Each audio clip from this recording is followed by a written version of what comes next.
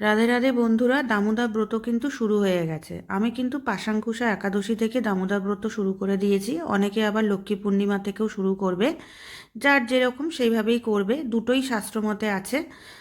আর ভগবানকে একদম ভোরবেলা ঘুম থেকে উঠে সুন্দরভাবে রাধা মাধব আর আমার রাধিকাকে, দুই যুগলকে সুন্দরভাবে সাজিয়ে তাদের মালা দিয়ে সিংহাসনে বসিয়ে দিয়েছি।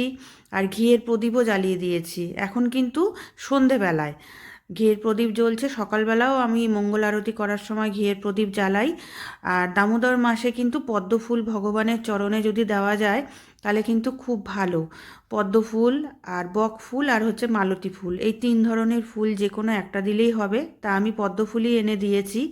আর দেখো, এখন আরতি করে বসবো।